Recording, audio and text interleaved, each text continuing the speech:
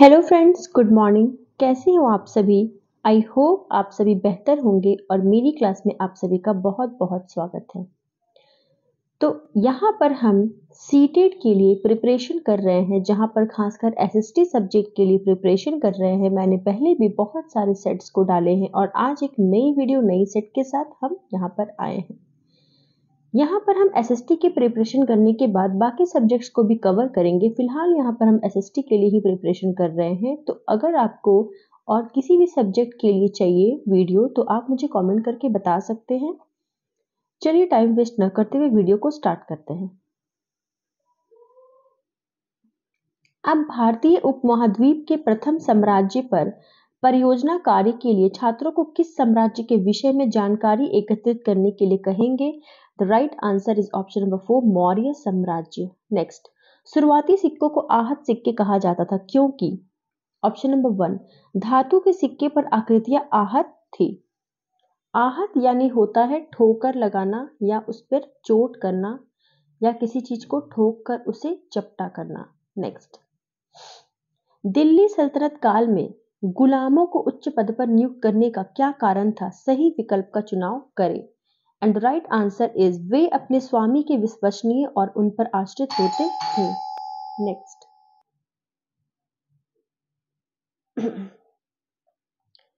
तो answer number 4 था, option number 4। इसका जो मैं से पढ़ लेती हूँ, वे अपने स्वामी के विश्वसनीय और उन पर आश्रित होते थे। नेक्स्ट, दीवाने खासो आम की वास्तु विशेषताएं कैसे यह विचार देती थी कि राजा भगवान का प्रतिनिधि होता है? And the right answer is option number 4, यानी ए, बी और सी तीनों जो है इसके राइट आंसर हैं। निम्नलिखित दिए गए कथनों ए एवं बी पर विचार करें एवं सही विकल्प का चुनाव करें। यहाँ पर स्टेटमेंट ए है एंड स्टेटमेंट बी है। इन दोनों को पढ़ना है और उसके बाद जो सही आंसर होगा उस पर विचार करना है। तो इस क्वेश्चन में मुझे थोड़ा डाउट है। अगर आप में से किसी को पता हो तो आप कमेंट करके जरूर बताइएगा। नेक्स्ट, 16वीं से 18वीं शताब्दी के दौरान अहोम लोगों के संदर्भ में कथन ए, बी और सी पर विचार कीजिए। The right answer is option number 1, केवल ए और बी सत्य है। नेक्स्ट क्वेश्चन, स्टेटमेंट ए दिया गया है, स्टेटमेंट आर दिया गया, यानी स्टेटमेंट और उसका रीजन दिया गया है। इन दोनों को पढ़ने के बाद सही आंसर को चूज करना है। The right answer is option number 2, ए और आर दोनों सही हैं, लेकिन आर सही व्याख्या नहीं करता है ए की। नेक्स्ट, इनमें से कौन सा कारण आदिवासियों का अंग्रेजों के प्रति खुला विद्रोह का कारण बना? And the right answer is option number 3, अंग्रेजों ने सारे जंगलों पर नियंत्रण स्थापित कर लिया था और आदिवासियों का जंगलों में आना प्रतिबंधित कर दिया था। नेक्स्ट, ईश्वर चंद्र विद्यासागर ने प्राचीन ग्रंथों का हवाला दिया। The right answer is option number 3, विधवा विवाह हो सके। द नेक्स्ट क्वेश्चन इज, निम्नलिखित में से किस समुदाय को अंग्रेजी फौज में जाने से लाभ हुआ तथा जिसकी अपनी एक रेजिमेंट भी थी? The right answer is option number 1, महारों को। नेक्स्ट, निम्नलिखित में से कौन सा कथन ईवी रामास्वामी के विचारों से मिलता जुलता है? And the right answer is option number 4, यदि आप स्वयं को जाति से मुक्त करना चाहते हैं तो आपको सभी धर्मों से स्वयं को मुक्त करना होगा। The next question is, Bharat में जन राष्ट्रवाद की वृद्धि के विषय में वक्तव्यों पर विचार करें तथा सही विकल्प चुनें। The right answer is option number 4, A, B और सी सही है। नेक्स्ट, प्रथम विश्व युद्ध के विषय में वक्तव्यों पर विचार करें तथा सही विकल्प चुनें। And the right answer is option number 1, A और बी सत्य है। नेक्स्ट, पूर्वकालिक रियायतों की श्रेणी के अंतर्गत कौन से राज्य थे? And the right answer is option number 3, यानी ए, सी और D is the right answer. Next, निम्न सूची पर विचार करें। यहाँ पर एक लिस्ट दिया गया है। इस लिस्ट को पढ़ने के बाद आपको ये डिसाइड करना है कि इनमें से कौन दूसरों से अलग है। And the right answer is option number 4, वॉस जेस। क्वेश्चन नंबर 46 है। यहाँ पर एक स्टेटमेंट दिया गया है, वो स्थान जो ग्रीनिच के पूर्व में है उनका समय ग्रीनिच से आगे होगा और इसका रीजन दिया गया है। इसको पढ़ने के बाद इसका जो सही आंसर होगा वो होगा ऑप्शन नंबर 1। ए और आर दोनों सही है तथा आर सही व्याख्या करता है ए की। नेक्स्ट, ग्लोब के संबंध में निम्न कथनों पर विचार कीजिए।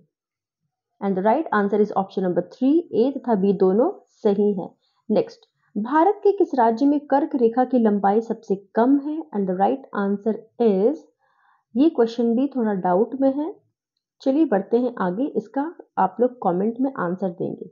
नेक्स्ट, भारत में मॉनसून के मौसम में निम्नलिखित वक्तव्यों पर विचार कीजिए और सही उत्तर का चयन कीजिए। The right answer is option number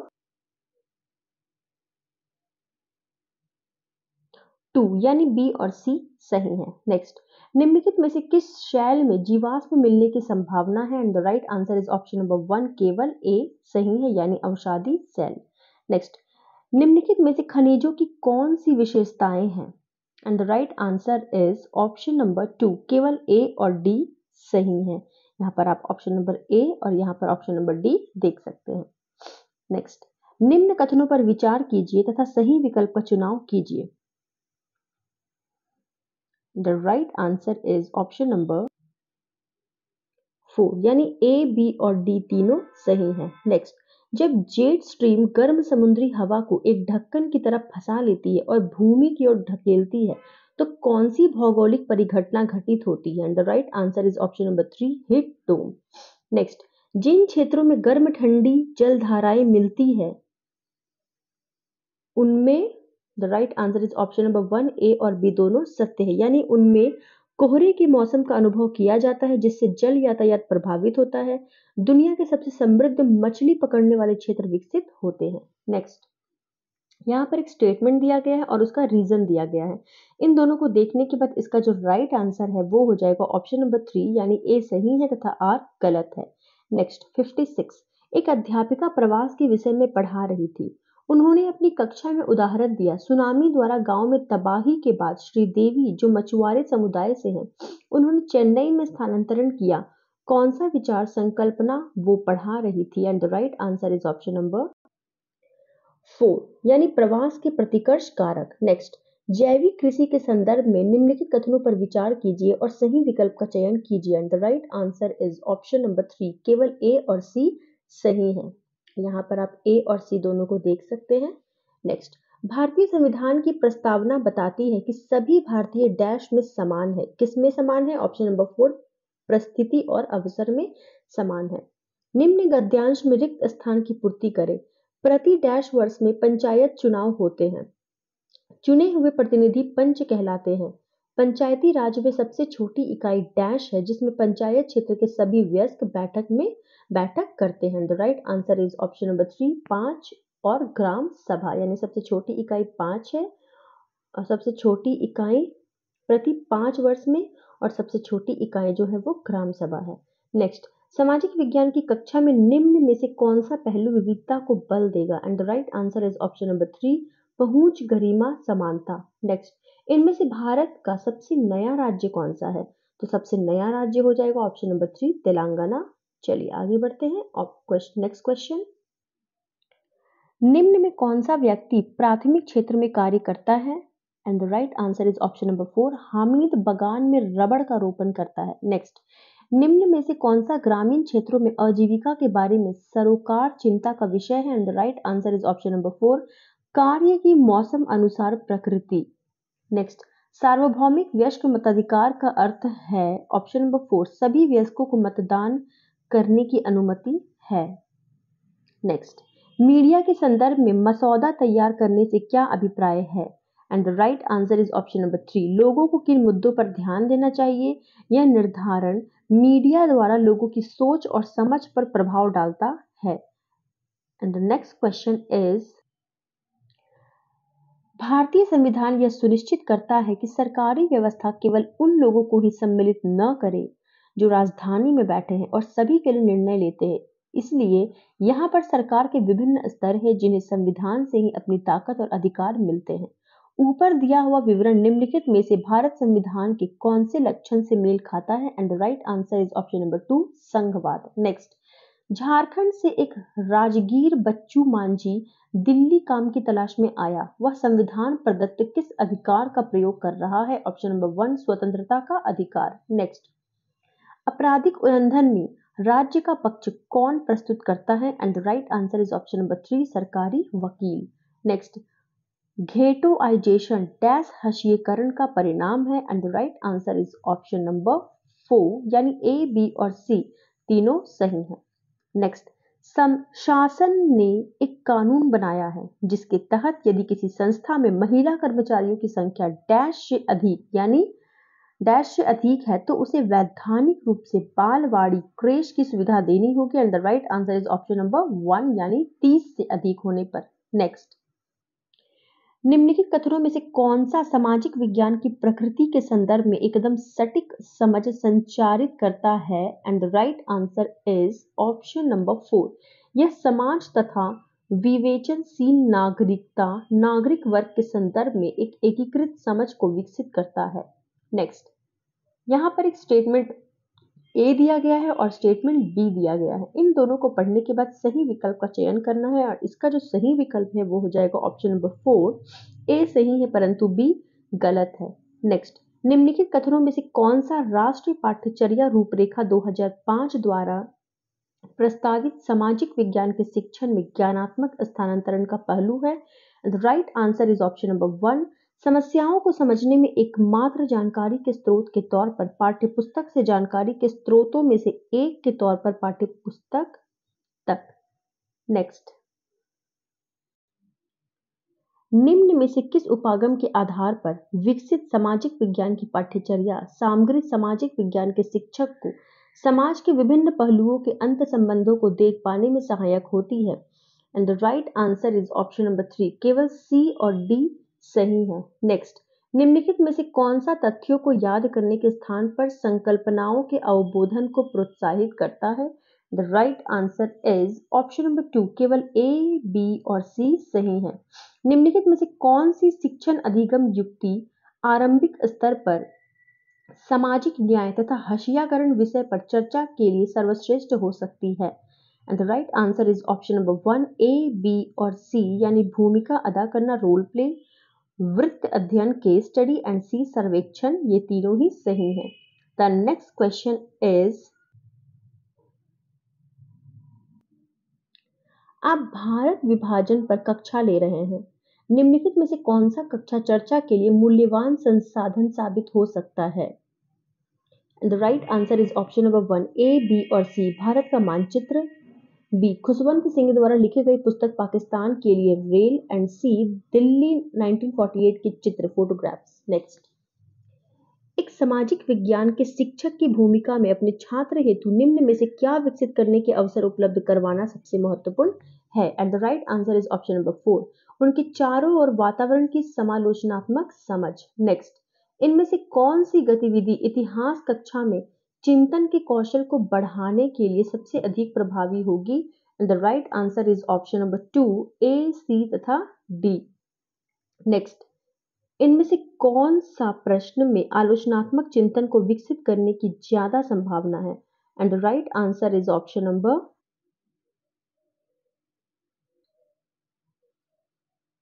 4 यानी ए, डी और ई। नेक्स्ट, सामाजिक अध्ययन में समसामयिक घटनाओं और इवेंट्स के उपयोग के बारे में निम्नलिखित में से कौन सा सत्य है? And the right answer is option number 3 यानी ए और बी दोनों सत्य है। निम्नलिखित में से किसको प्रारंभिक स्तर पर सामाजिक विज्ञान के शिक्षण में एक बड़ी चुनौती की तरह माना जा सकता है? And the right answer is option number 1, A, B और सी। नेक्स्ट, उच्च प्राथमिक स्तर पर सामाजिक विज्ञान की पाठ्य पुस्तकें इस उद्देश्य के साथ विकसित की गई। And the right answer is option number 4, विषय प्रस्तुतिकरण उपलब्ध कराने के लिए। नेक्स्ट, धम्म के विषय में समझ बनाने के लिए प्राथमिक स्रोत का संदर्भ लिया जाना चाहिए। कहां से? ऑप्शन नंबर 1, अशोक के शिलालेख से। नेक्स्ट, सबसे प्रयुक्त विकल्प के द्वारा खाली स्थान भरिए परियोजना कार्य में मुख्यतः शामिल होता है क्या? ऑप्शन नंबर 1, अनेक संसाधनों से सूचना एकत्र करना। नेक्स्ट, परियोजना कार्य करने के लिए उपयुक्त क्रम क्या है? तो परियोजना कार्य करने के लिए जो उपयुक्त क्रम होना चाहिए वो है ऑप्शन नंबर 2 यानी डी, बी, सी और ए। इनमें से कौन सा प्रश्न छात्रों के संप्रय संबंधी ज्ञान का आकलन करते हैं? And the right answer is option number 3 यानी बी और E is the right answer. यहां पर आप बी को देख सकते हैं और यहां पर आप ई को देख सकते हैं। नेक्स्ट, इनमें कौन से प्रश्न पराबौद्धिक मेटाकॉग्निटिव ज्ञान का आकलन करते हैं? And the right answer is option number 3 A, C, D और ई। नेक्स्ट, निम्न में कौन से प्रश्न ज्ञानात्मक प्रक्रिया के मूल्यांकन पहलू का आकलन करते हैं? And the right answer is option number 4 यानी सी, डी और ई। सी, डी और E. Next, and this is the last question for this set. निम्नलिखित प्रश्नों को पढ़ें, इनमें से कौन से ज्ञानात्मक प्रक्रिया के प्रयोग पहलू का आकलन करते हैं? And the right answer is option number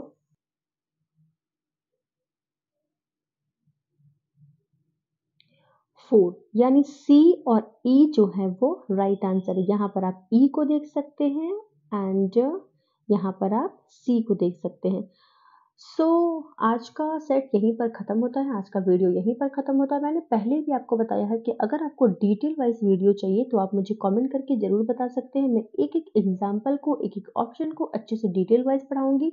तो चलिए फ्रेंड, मिलते हैं अगले वीडियो में अगले सेट के साथ। Thank you so much, have a nice day.